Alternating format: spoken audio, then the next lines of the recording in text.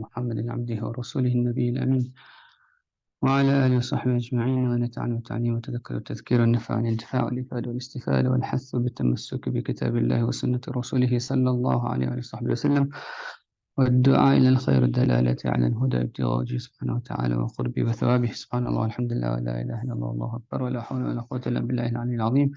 سبحان الله وبحمده سبحان الله العظيم. اللهم صل وسلم على سيدنا محمد نورك الساري ومددك الجاري، واجمعنا به في كل أطوارنا وعلى آله وصحبه نور عدد خلقه ورضا نفسه زينة عرشه ومداد كلمات عدد كل حرف كتب ويكتب وقرئ ويقرأ وسمع ويسمع ورؤيا ويرى أبد الآبدين ودهر الداهرين. سبحانك لا علم لنا إلا ما علمتنا إنك أنت العليم الحكيم. اللهم علمنا ما ينفعنا وانفعنا بما علمتنا وزدنا من فضلك علما. قال المؤلف رحمه الله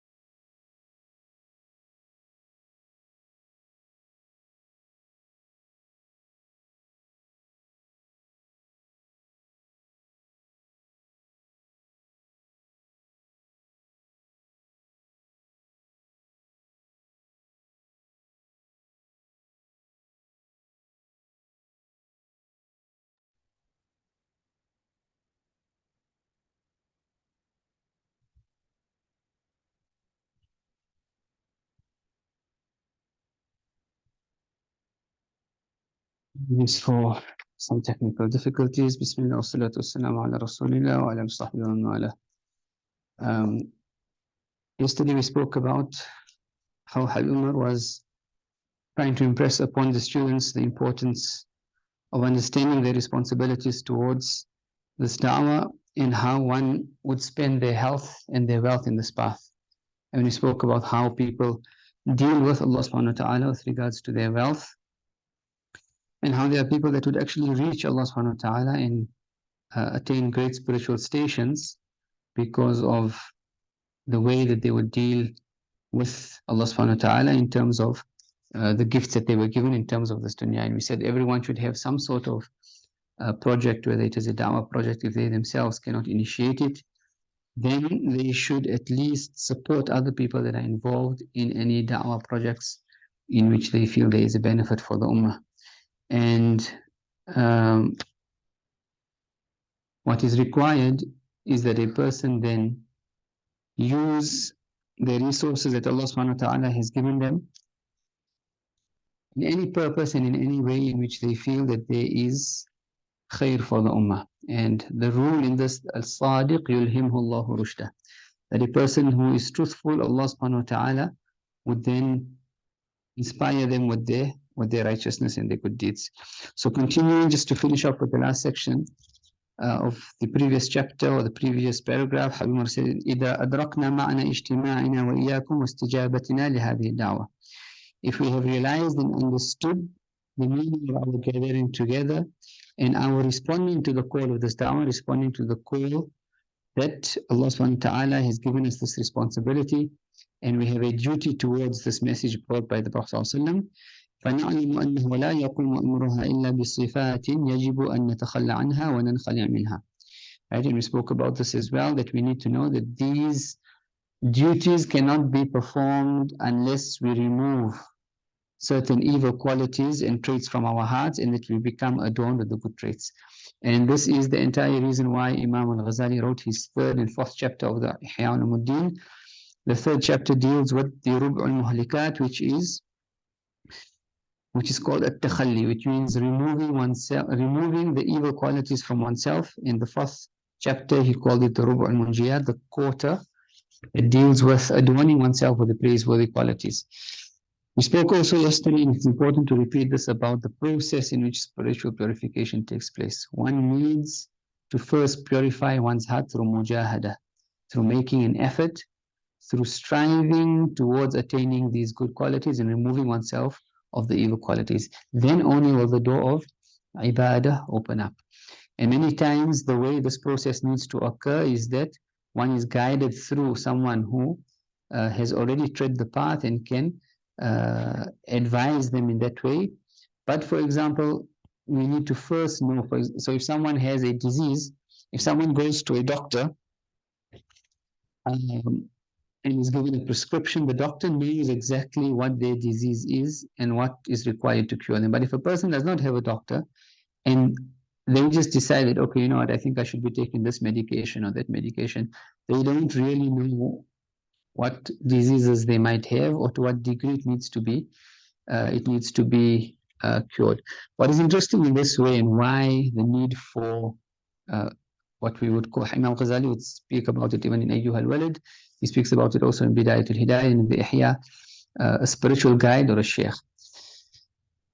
And some people might have a problem or think, why is it important for a person to have a spiritual guide or a Shaykh? And if a person doesn't want to use the terms Shaykh or spiritual guide, then they can think of this in terms of in modern corporate terminology, they would call this a mentor, or even in sports, they would call it a coach. No person on the face of the earth has ever reached their full potential without the help of a coach or without the help of a mentor. Even in finance and investment, when you listen to some of these gurus speaking, and they won't tell you to study, or even though you might have studied and had a degree and done lots of you might have experience, the thing they will advise you is find people that are doing the thing that you want to do and you see that they are successful, and go and spend time with them. Even a doctor who graduates a doctor, he needs to go for community service and internship, to spend time with people who are proficient in that field so that they can actually then acquire those qualities. And this is Allah subhanahu wa ta'ala's sunnah. When we spoke about the Quran, in the verse Allah says, بَلْ هُوَ آيَاتٌ بَيِّنَاتٌ فِي الصُّدُورِ الَّذِينَ أُوتُوا الْعِلْمَ. These are clear signs which we have placed into the chests or the hearts of those who have been given knowledge. True knowledge and experiential knowledge is passed on from heart to heart, even in the non-Shari'i sciences. So even a coach who is teaching a sports team, right, the sports players will not be able to learn those techniques and strategies from books. Right? They need to be on the field with the coach. And we give this example of sometimes sports players who had great potential, but they didn't want to come under the guide of a coach, and so their potential was lost. And then there were average players, but they came under the guide of proficient coaches who knew how to extract potential, and these people then became professional stars. And likewise, the whole purpose of the guides is because they have tread the path, they have made the effort, they have toiled their lifetime, and they know what the path contains, and then therefore they know how to guide other people. It's like someone who's standing on the top of a mountain and the students are at the bottom. The students are trying to climb up the mountain. They really cannot see because they don't have a bird's eye view of the path. They might think that this is the path that goes up, but there might be other rocks which are going to be blocking them on top. And the path that actually goes a little longer is the easiest path. But the only one that can tell you and guide you towards that is the person who is on top and he's reached. And in this regard, one of our good friends and Shaykh who would say that the spiritual path are doors which can only be opened from the inside. Right? And there has to be that trust.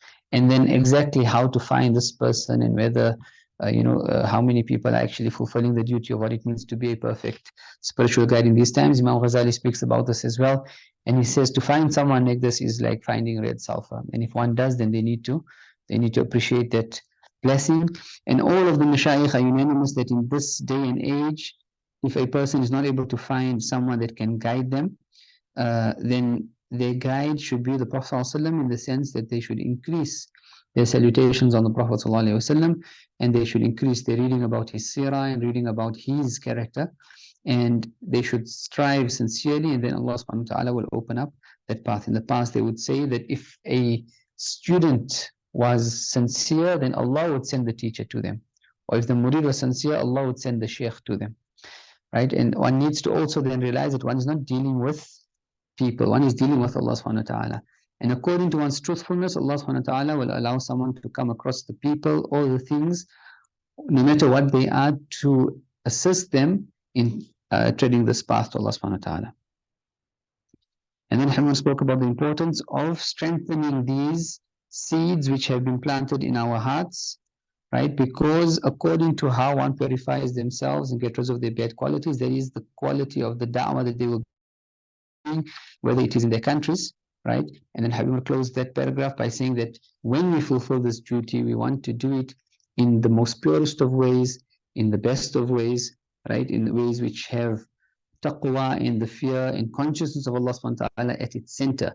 Meaning that even in the da'wah, the different obstacles that people come across, how one deals with certain sectors of society, how does one deal with a controversy, how does one deal with the differences of opinion, how does one deal with the opposite gender, how does one deal with wealth. All of these things would translate into the da'wah according to a person's purity and their relationship with Allah subhanahu wa ta'ala. And much of the disunity in the ummah unfortunately happens because people that take the responsibility of whether it is taking up the minbar or positions of authority, they have not yet tread this path. And so the da'wah then just becomes an expression of either their ego or an expression of their hawa or an expression of their own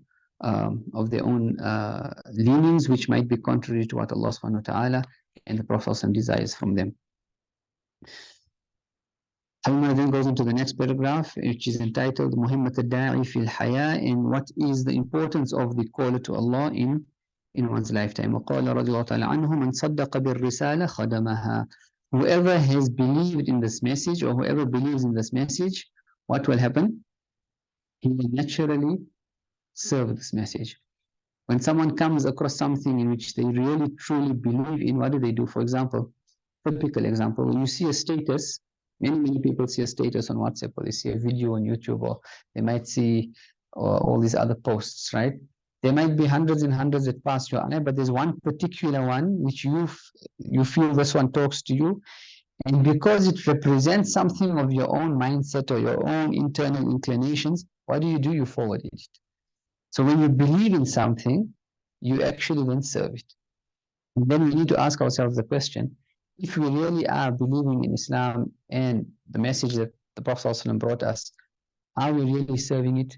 Are we doing those forwards on in our lifetime and everything that we are doing, right? And this is, and many times you find sometimes when people are posting, and the things that people post about, you can tell and make up what their affiliations are and what the internal mindset is about, right? And what we will realize in this regard, that 90% of people, okay, are just regurgitating things that have been said by others. The true thinkers, or the true workers and movers and shakers, as they would like to call them, in terms of da'wah, people that are bringing something uniquely new to the da'wah in terms of what is required for our day and age, are very, very few.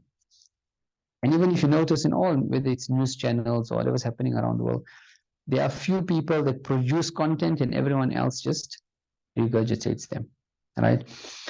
What is important to note is the message that we have as Muslims to share with the world, right? Whether we are Muslims or if those messages are being sent to non-Muslims, this is something unique. It hits the fitrah in people's hearts. Meaning, Muslims have to all, for example, in this particular country, if every single Muslim just has to start, for example, in this next month, send messages and posts about justice, about truthfulness, about trustworthiness. How many people in our context lists, from our business colleagues, from our schools, if they are involved, and if people even have contacts who are in government or in positions of authority, and we are all complaining of corruption, what is the solution for that? If all of us are calling towards Allah through explaining these concepts of truthfulness, trustworthiness, it can be from an Islamic perspective, or it can just be from a non-Islamic perspective. It can even be done from a business perspective in terms of how profitable it will be for a business to be truthful in their dealings. How many non-Muslims who read this, or how many Muslims are there who read this, and if they are involved in some sort of corruption, this is their reminder for them. And the whole deen, the whole purpose of tarbiyah, how does tarbiyah happen, is that they are wa'adh. Wa'adh means people that exhort and join people towards good, and forbid people from evil. The only way rectification in a society can take place if there are people that are reminding people about the great moral virtues and values. Because naturally people's egos take the better of them or take hold of them, and shaitan also then distracts people. But when they hear the message that, you know what, this is a higher moral ground, and this is actually more beneficial even for your dunya before your akhirah, this then makes people take themselves to account. And for the next day or the next 2 days, they'll come, right? But even if one is negligent in the da'wah again, people then go back. And therefore, the whole purpose of da'wah and the duty of da'wah is something that needs to be done continuously every single day for the rest of our lives. Because that message, we don't know when the effect will occur. And then obviously the strategies and how it's done, the gentleness, taking into account people's conditions, right? But these social media platforms that we have are extremely powerful way of doing da'wah, in the sense that it's not in your face. When you put a status or you put a video on whatever social media platform you're using, it's your own thing. You're not forcing it. Like before, you would send emails to people, and then people will complain that they're being spammed by, because what's interesting to you is not necessarily interesting to someone else. But if you put a status on your WhatsApp or a video on your own social media accounts, people are free to follow that, and they are free to leave it. Majority of the time, people that follow that, they will not be judgmental into why are you putting this message on your account, because if they don't want to see it, they don't have to see it. So then the question comes, well, how are we serving the deen? If we are complaining or if we are noticing wrongs in society, and the Prophet said, if you see a wrong, let him change. Whoever sees a wrong, let him change it with his hand, and if not, then with his tongue. So these social media platforms are the tongues. Your phone, your WhatsApp, your status, whatever, that is your tongue that you are speaking to society with. And if everything that we are speaking concerns only mundane affairs or regurgitated material, then how are you serving the deen? How are we serving the deen? What unique way are we serving the deen so that we have an excuse on the day of Qiyamah when we meet Allah and the Prophet ﷺ to say, Habib used this term, badlul wus', right? At-tafani wa badlul wus', annihilating oneself in this da'wah. Badlul wus', going to the utmost extent that you can use with all the resources available to do the khidmah. And then we spoke about how the biggest thing that prevents people from doing this is shyness. A person is shy because they're not used, and this is also an obstacle. The Prophet also said a shy person does not learn, and also an arrogant person does not learn. One needs to break this shyness that one has, right, and start doing the da'wah. And obviously there are going to be obstacles. There are going to be people that will disagree with you. There are going to be people that might have a different opinion as well, right? But in terms of the da'wah, one knows their limits. One knows where they ought to go to. And if one has a good intention and one is operating under the guidance of the people of Allah subhanahu wa ta'ala who have been given, who have the ilm through this chain, then there is a barakah in the da'wah. And in today's times, the da'wah is everyone's responsibility. It is not only the responsibility of the ulama, and we keep repeating this, that the general public have more access to da'wah and do da'wah to people than the ulama, right? It is everyone's duties because everyone has an influence in their own circle. Even if it means just that you have a family group, it just might be your parents and your siblings and greater extended family, there is an opportunity for da'wah. And the family unit becomes the first point.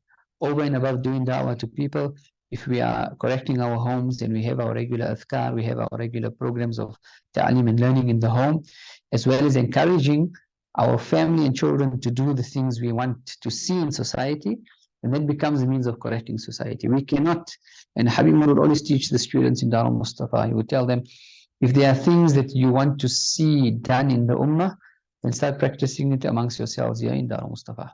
And likewise, if there are things in your society and in the greater ummah that you want to see, then you have to implement those things in your home, because the home is the first unit of the greater society.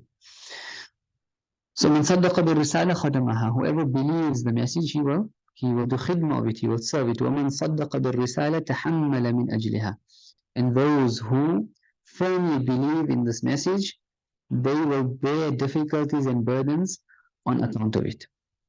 Why? Is because you believe it. So if you have a certain opinion on a certain point, for example, you forwarded a certain point of view or a certain video or a certain saying, right? Depending on how much you actually believe that, if someone tells you or refutes or brings up any argument, you are going to defend it according to how much you actually believe in it. Or you can just tell people, I just forwarded it, I have nothing to do, right? But if you really believe that what is this message that Allah subhanahu wa ta'ala and the Prophet came with, you will bear all the difficulties that come with teaching it and what come with the da'wah. وَمَنْ صَدَّقَ بِالرِّسَالَةِ بَذَلَ مَالَهُ وَنَفْسَهُ مِنْ أَجْلِهَا. And whoever believes in the message, right, and understands it and is truthful towards it, بَذَلَ مَالَهُ وَنَفْسَهُ مِنْ أَجْلِهَا, he will expend all of his wealth, right, and his health, all his persons, for its sake. And many times Habib would also mention and teach the students that the da'wah is established by one's own personal efforts, right?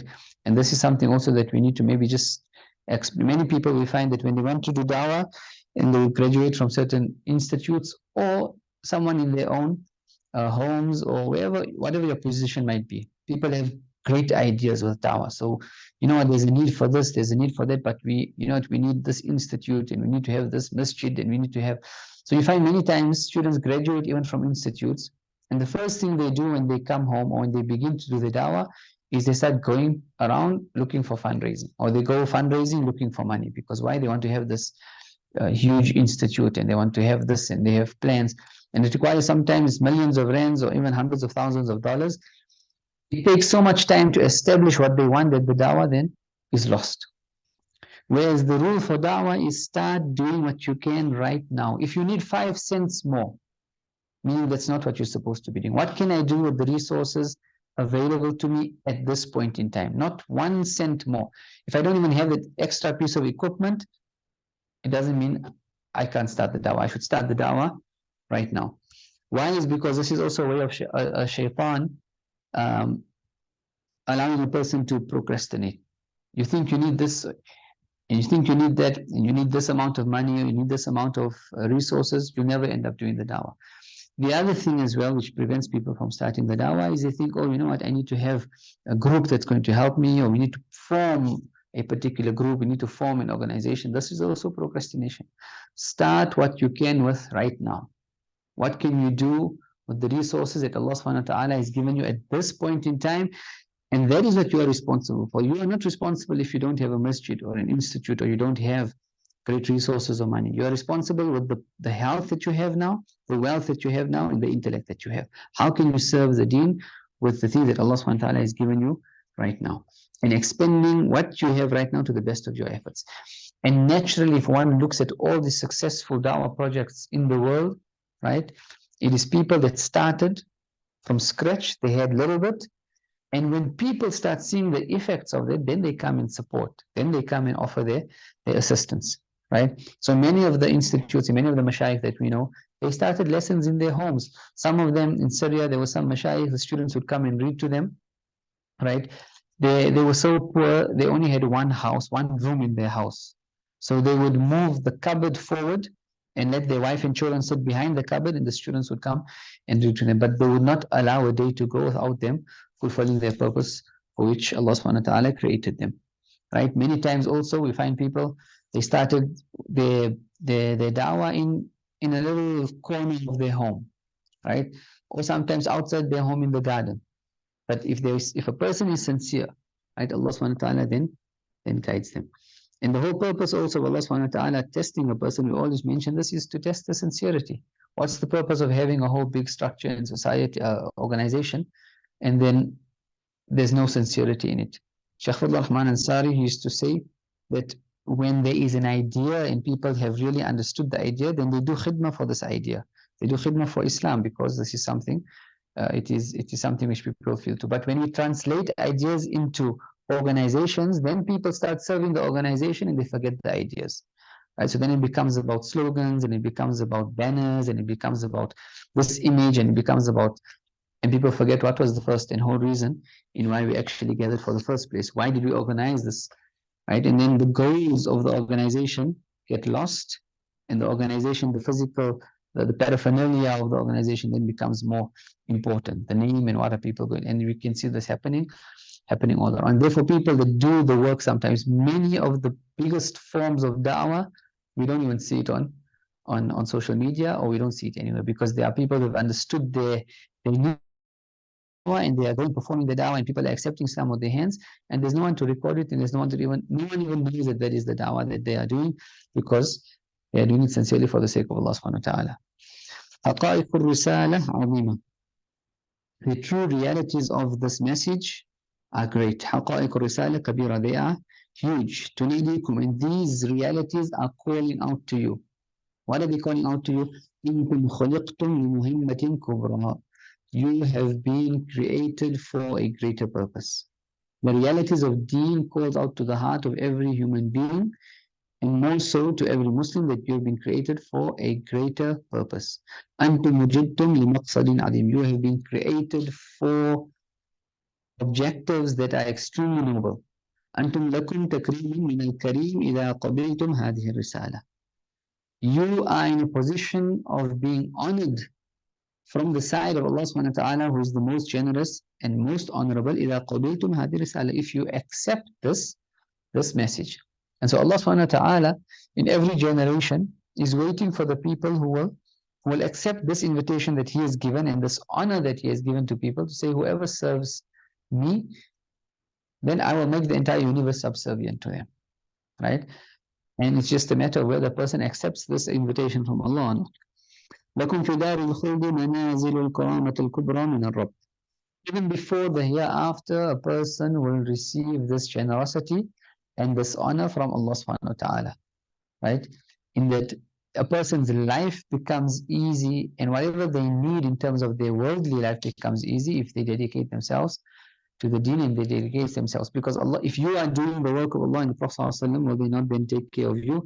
And if a person is doing the work of Allah and the Prophet ﷺ, and they are finding difficulties in their livelihood, then a person needs to revisit their intentions and revisit their objectives.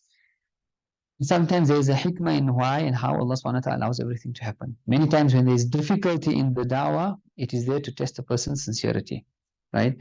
And there is a very famous story about someone, a student of a Shaykh, who wanted to receive these great spiritual openings. And also the reason we do da'wah is not because of spiritual openings, even though the da'wah has the greatest forms of spiritual openings. Habib al-Habashi would say that the net to capture spiritual divine knowledge lies in da'wah. Or I have not found a net to capture spiritual divine knowledge greater than da'wah. Is why? Is because many times in da'wah and in being on the forefront of the deen, Allah subhanahu wa ta'ala inspires you sometimes on the spot with things that you need, which you never had before. And it's not from a person's self. It is what Allah subhanahu wa ta'ala would do. If one listens to some of the lectures of Shaykh Ahmad Didat, right, many times he would say, the questioner asked the question, and when I stood up to answer the question, I had no idea where that answer was going to come from. And in the process of answering the question, Allah subhanahu wa ta'ala inspires you. And that is also the faith, the leap of faith that one needs to have. Sometimes what prevents people from doing da'wah is they think, I don't have enough knowledge, or I don't have enough experience, or I don't know if I'm going to ask this or that. There's nothing wrong in doing da'wah and telling people, okay, listen, sorry, with regards to this particular question, I don't have an answer, I'll get back to you. But if a person is sincere, Allah will inspire you on the spot with the answers that you need. Sometimes 5 minutes before you go for a talk or a lecture, or you meet someone, or you're supposed to have a interaction with a non-Muslim, Allah will allow you to listen to something or to see something. Mataha Quran also many times would mention to us about certain meetings with scholars, and he said, in that particular morning I just opened up a book, and it had I was perusing through a certain chapter of a certain book, right, just very randomly, and in the meeting with some scholars at the end of the day, I needed that particular piece of information was extremely relevant, and people thought that this was something. I mean, obviously Mataha is being very humble in this way. He was a genius, right? But he's also explaining the way how Allah guides you if you are serving His deen. And that is that leap of faith. When you go and you do the job, Allah will then prepare you for it. The Prophet ﷺ himself, when he had to do the da'wah, the entire Quran wasn't revealed to him, but he had to call people, and as he called people, the revelation came. Meaning, as you do the da'wah, the answers will come to you. And Allah subhanahu wa ta'ala tested the Prophet ﷺ in certain ways. We know Surah Kahf, when the Prophet ﷺ mentioned something, and they came, the Jews, I think it was, that came to ask the Prophet ﷺ about the people of the Kahf, and he said, I will inform you about them, but he did not say inshallah. So for 15 days, revelation didn't come down, right? And so there was a student that asked his Shaykh, I want to receive these great spiritual openings that are mentioned in which our ancestors mention about what happens in Dawah. So the Shaykh tells him, you need to go to a certain community. It's about 4 or 5 hours from here, a certain locality. It's a village. The people have forgotten the deen. And he's very motivated and he thinks, okay, if I go there, alhamdulillah, I'll be able to serve the deen and I'll achieve these great spiritual openings. And he goes to this locality and there is absolutely no one that is on the deen or that is practicing the deen. The masjid is actually a garbage dump. And so he begins to doubt and think that, how can I do da'wah here, right? On the way, he's probably imagining when I go there, the people are going to accept me on a red carpet and I'm going to be teaching and I'm going to be, giving talks and lectures and here and there and people are going to be, crying at my feet and turning to Allah. And he goes there and there's absolutely nothing. So he starts thinking, perhaps my Shaykh perhaps I got the place wrong, and these doubts. But then obviously his faith, knowing that his Shaykh obviously would not guide him to something in which there was no khair for him, so he decides to have patience. Comes time of Dhuhr, he realizes this masjid is even a garbage dump, no one even comes for salah. So he reads his salah on the side of the masjid. He starts going around after Dhuhr to the people to tell them, listen, come help me clean the masjid, come help me. No one even wants to pay attention to him, and some of the houses even swear him, and some of them even stone him. So he's extremely frustrated and he realizes he needs to pack up and go. And as he's packing up to go, he realizes, but you know what? This is the command of my Shaykh. And again, when we say command of my Shaykh, obviously we're talking about mentors, people that understand the way spiritual tarbiyah happens.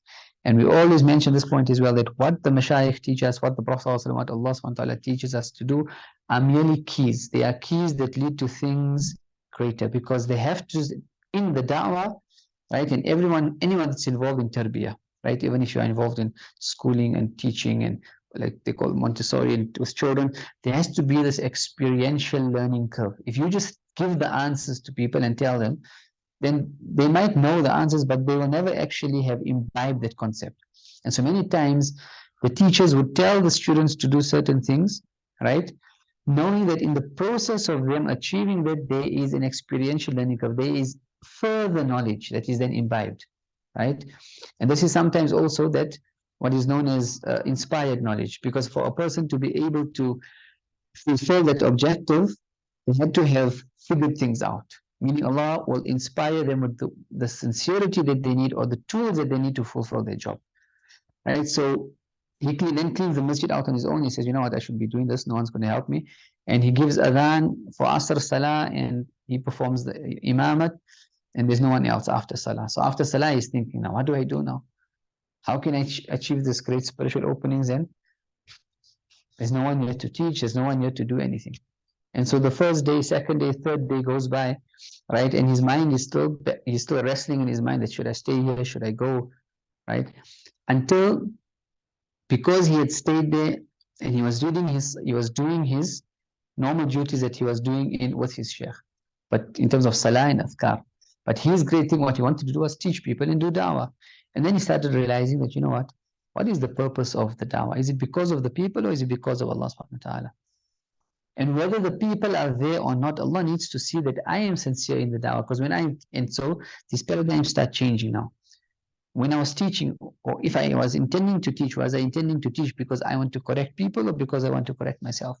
Was I intending to teach because I want to save people from wasting their time or to save my own time from being wasted? And this is the paradigm shift Imam Ghazali also asks us to have when a person goes into khalwa. When a person goes into khalwa and they spend private time with Allah subhanahu wa ta'ala, the intention should not be that you want to save yourself from the evil of people, because that means you have pride in your heart. You think you are better than people, and so now you want to go and save yourself from people's evil.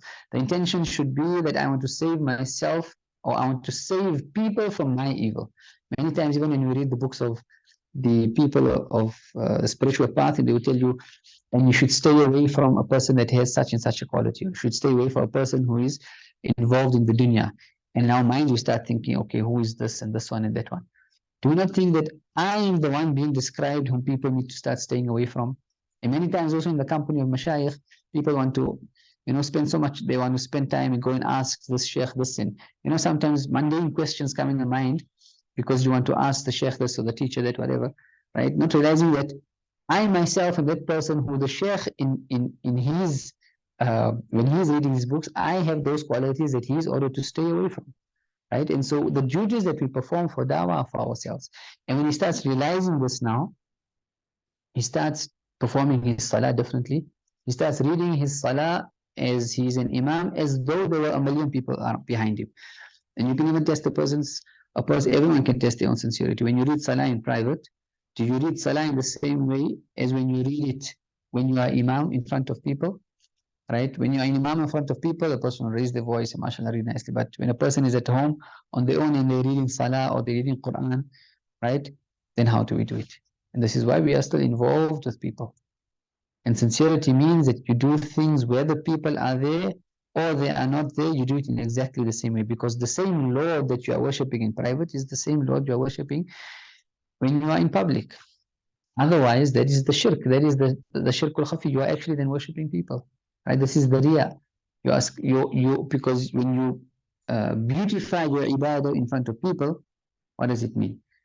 It means that you are doing it for them, right? So when someone's in their car, you give this example as well, when you're in your car and you're driving and you're reading those verses or even singing the qasida, many times in people's minds, what are they thinking? They're thinking, you know, if I was in this jalsa or I was in this particular program and I was asked to read, and they're thinking about how people are going to respond to their beautiful recitation.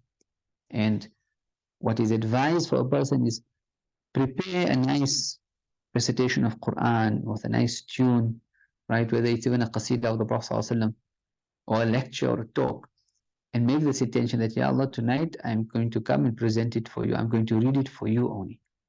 This is sincerity. That the best forms of ibadah that you want to do and prepare are done for Allah subhanahu wa ta'ala. And so therefore the people of Allah, what they do in private is not different from what they do in public. And we would hear of them even when they would read salah in their private quarters, they would wear their jubba, they would wear their imama, they would wear their turban, they would perfume themselves, they would use the miswak, right? Because they are beautifying themselves for. In fact, some of them would have special clothes that they would only wear at the time of tahajjud, because that's their time of meeting with Allah subhanahu wa ta'ala. They wouldn't even wear those clothes on the day of Eid. Why? It's because Eid, people, they're meeting people, right? And so there's this element of doing it for people. And so they would keep their best forms of ibadah, the best utur, the best tukhun, the best oud for the time of tahajjud, where they are alone with Allah subhanahu wa ta'ala. And this is the meaning of sincerity. And when the student then realized that, he started to teach. And after every lesson, he started to, after every salah, he started to teach and take out the books that he usually was teaching and learning when he was with his shaykh, as though there are a million people. And he continues this process with adhkar and awrad, and he continues to go around and he gives talks in the masjid and he goes and speaks to the people, and people are noticing him, right? But Allah tested him for 2 years in this process of just going and doing the same thing over and over with no effect. And after 2 years, everything changed. After 2 years, everything changed, and that entire city and that entire community, they say that this is one of the cities now which has become, or in that age then became one of the hubs of knowledge and the hubs of spirituality, because of the sincerity. When he realizes sincerity, then for Allah to change people's hearts is very, very easy, right? And many times the difficulties that we face in da'wah are because of this, that we need to test our sincerity. When you give da'wah to people, when you speak to your spouses or your children, and the effect is not there, then we need to ask ourselves, was our sincerity in place? Perhaps there was something of this element of goodness, right? Or we wanted to think that, or we're thinking we are better than them, or thinking that we are the ones that are helping them, when in reality we need to realize that it's only Allah subhanahu wa ta'ala. And if a person is sincere, Allah will allow the effects of their da'wah to happen before they even have to say anything, before they even do anything. We spoke about this also before, the meaning of that verse, or the meaning of the hadith also. The other interpretation, which is those people who change things just with their hearts. They are able to change and affect things just with their hearts because of that kain consent. They do the da'wah with their hal before their maqal. They do da'wah with their tongue, with their states before their tongues. فَمَا أَعْظَمَ مَا هُيِّتُمْ لَهُ إِذَا قَبُلْتُمُ الْكَرَامَ. So how great indeed isn't that which you have all been prepared for if you are willing to accept this honor. And then Umar gives some lines of poetry right, which is a very famous poem in Arabic. The line is قد رشحوك لأمر لو فطنت له فاربأ بنفسك أن ترعى مع الأمل. Means they have indeed prepared you for such a great purpose, if only you were aware of it, if only you knew what a great purpose you were prepared for. So understand this and rectify yourself, stand up to perform this duty, right? And beware to then just waste your time with the ignoramuses or waste your time in negligence. Understand the great purpose that you were created for, right? So imagine someone, king, and a king always the greatest warrior on his head is his successor who is going to come after him. So he prepares his child from a young age. He sends his child to the best schools, brings the best teachers, right? Trains him in the best way for this great purpose. And now the king in the end of his life, and he's waiting for now his son to start standing in his shoes. He wants to see the effects of his tarbiyah. But we see that the son has received the best education. He's the most proficient in language, in all the different sciences. He has all the skills, right, available to him. But now he goes and wastes his time hunting and wastes his time in fun and amusement, right? Obviously, his father will become extremely disappointed. And what more if the father sees the potential that the son has, but the son doesn't even want to go through the tarbiyah and the training required to fulfill this great duty. And likewise, okay, the inheritors of the Prophet ﷺ and the teachers, the ulama, their greatest concern is who are the ones that are going to continue this legacy after us. And the whole purpose of their life is to prepare the next generation, right? That is the dawah, is to prepare the people. We are not going to live forever, right? And our teachers won't live forever, and those who come after us won't live forever.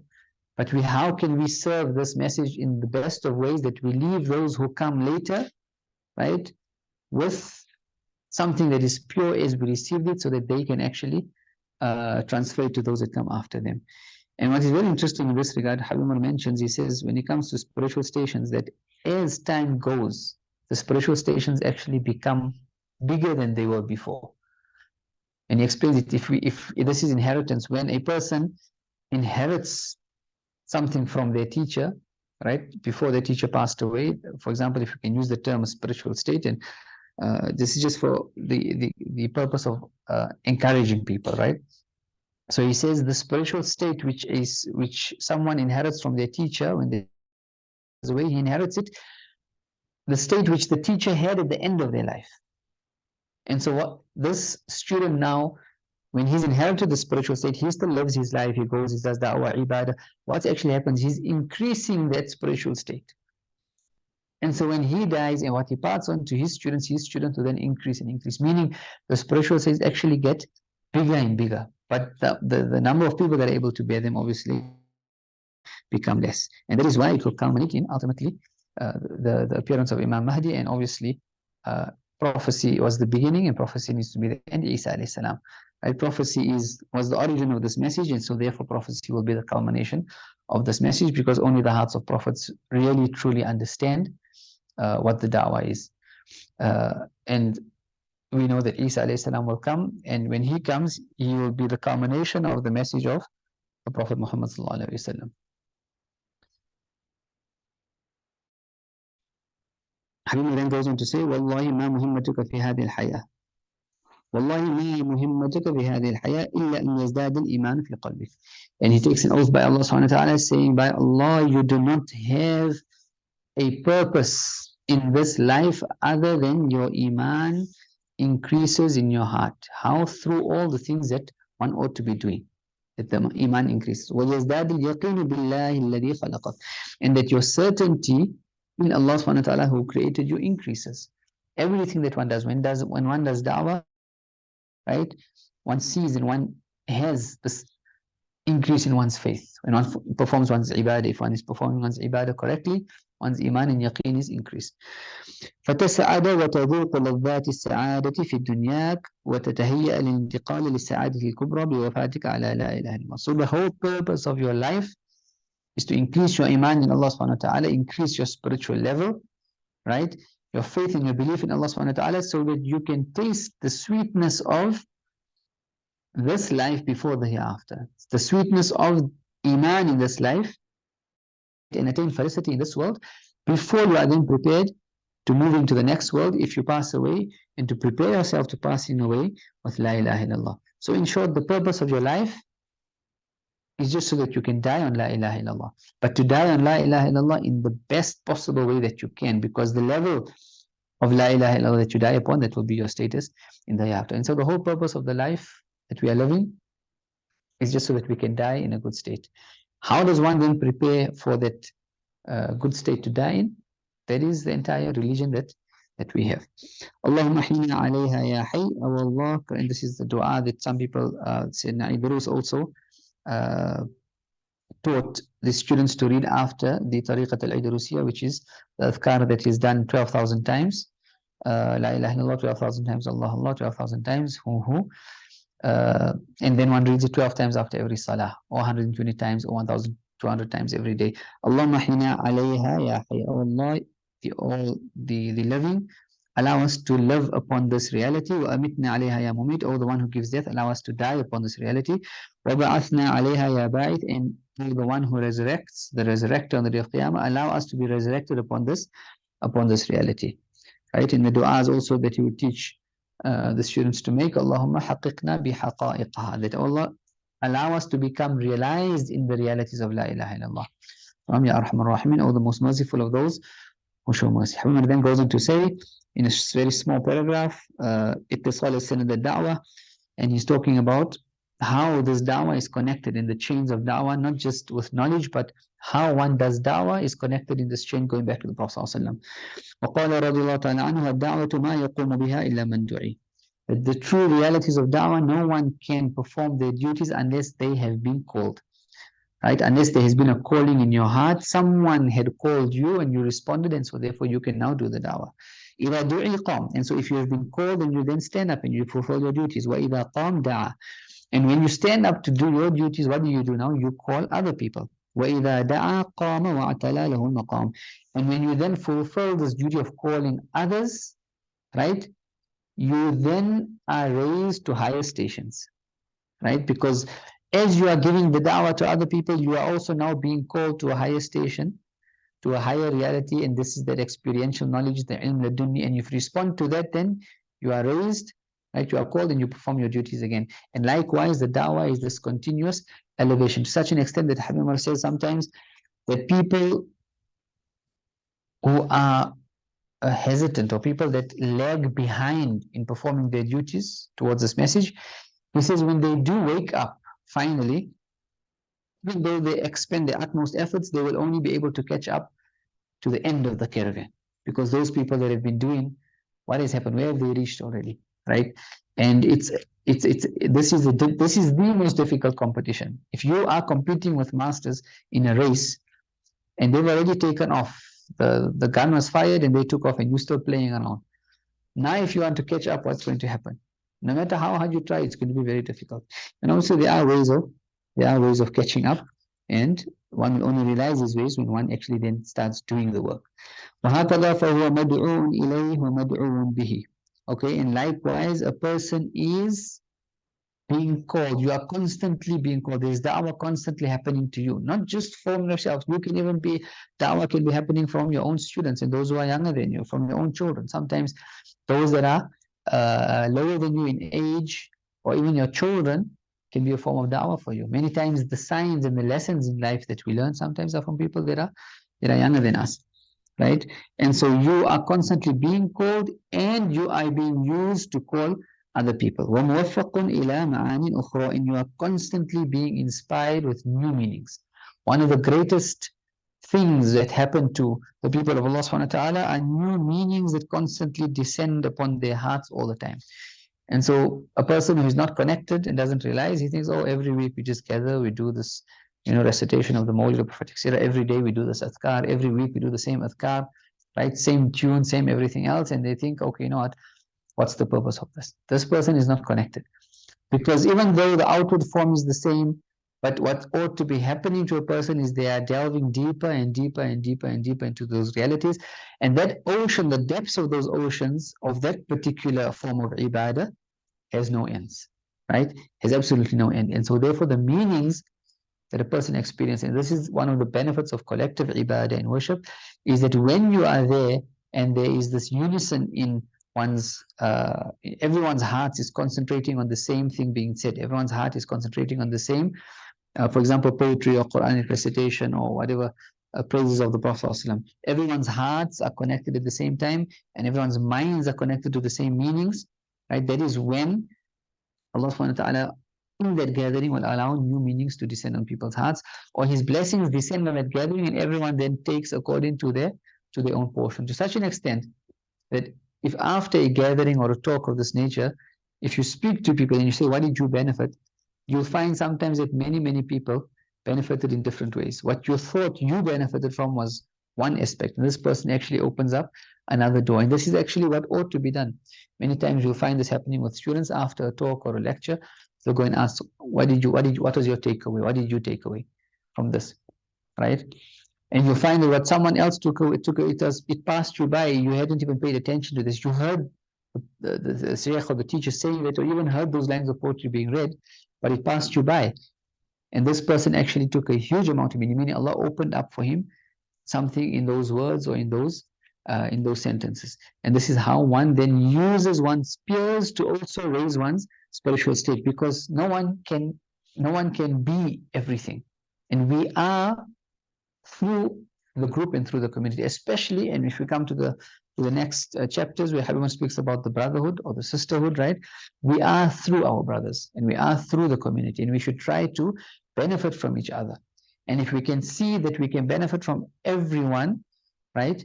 This is a way in which you can actually get closer to Allah subhanahu wa ta'ala and learn more, because when we talk about closeness to Allah subhanahu wa ta'ala, it's not a physical proximity, right? Allah is not in a space that we need to be, like I'm going to be in the first row and then this guy is behind. There's not. The proximity to Allah subhanahu wa ta'ala is the ma'rifah, it's the understanding. And if you understand that, when the more you get close to Allah subhanahu wa ta'ala, the more you understand, the more you want to learn more. And so you don't have a problem learning from someone who is even less than you, because they have information that you might not have. And that increases your ma'rifah of Allah subhanahu wa ta'ala.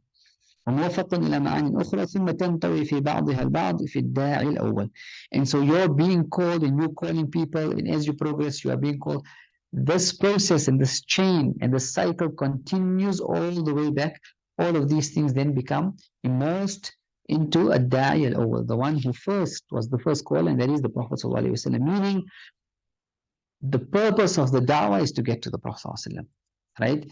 And if we don't say spiritual state, no one can be in the state of the Prophet ﷺ, but you can enter into that rank in those realities now. The ma'rifah of Allah subhanahu wa ta'ala, for example, the realities of deen in all its aspects. When you have been involved in da'wah, when you teach people about salah, right, new realities about the meanings of salah open up to you. When you teach people, and so therefore, when you have gone through the whole purpose of your life and fulfilled the duties, and you have gone through, for example, you've studied the Sharia, you study the books about the soul, you study the books about da'wah, you study the books about hadith, you gain an understanding of the entire deen, which can only be done in a lifetime, right, which then prepares you for the company of the Prophet ﷺ. And the whole purpose of the life that we have is to use that lifetime to get to the point that a lifetime would allow you to get to if you had done the khidmah of the deen. Right? And so all of these stages and stations then fold up ultimately into the prophetic station, and the one who was the first call of the Prophet ﷺ, and he was also the one who was first called. Allah subhanahu wa ta'ala was the one that called the Prophet ﷺ. And so the one who is not being called, how can he actually call others, right? And then in the science of da'wah, the different stages of da'wah, they would even speak about how the first stage of da'wah is ta'lif, is making people become, with amicability, ta'lif, allowing people's hearts to soften up to the message and to the deen. And then there's ta'rif, acquainting them with the responsibilities. And then there's taklif, which is then giving people the responsibilities, or when they understand these realities, then they realize that they need to stand and do the job. And da'wah, and the science of da'wah, and the strategy of da'wah also, these are things which unfortunately in the ummah and in organizations are not even discussed, right? Everyone say, okay, we must do da'wah, but for example, particular strategies to the point of particular people, this particular person might be doing something, or they have great potential, how do we actually work and how do we actually reach out to that person? Obviously, after trusting in Allah subhanahu wa ta'ala and making dua to Him, we ask Allah subhanahu wa ta'ala to grant us tawfiq and to put into practice, to forgive our shortcomings in our responsibilities towards the dawah, to open up our hearts and minds to understand this great reality and to inspire us with the ways in which we can live our lives, fulfilling this duty to Him in a way in which is pleasing to Him, which allows us to gain the pleasure of Himself and the Prophet ﷺ, and ultimately to gain the companionship of the Prophet ﷺ in the hereafter with all of our teachers in the chain of light that travels all the way back to the Prophet ﷺ. وآخر دعوانا الحمد لله رب العالمين سبحانك اللهم وبحمدك نشهد أن لا إله إلا أنت نستغفرك ونتوب إليك أعوذ بالله من الشيطان الرجيم بسم الله الرحمن الرحيم والعصر إن الإنسان لفي خسر إلا الذين آمنوا وعملوا الصالحات وتواصوا بالحق وتواصوا بالصبر بسم الله الرحمن الرحيم والعصر إن الإنسان لفي خسر إن الذين آمنوا وعملوا الصالحات وتواصوا بالحق وتواصوا بالصبر بسم الله الرحمن الرحيم والعصر إن الإنسان لفي خسر إلا الذين آمنوا وعملوا الصالحات وتواصوا بالحق وتواصوا بالصبر فاتنا سلاتنا على سلاسل الرسول إلى حضرة النبي صلى الله عليه وسلم الفاتحة.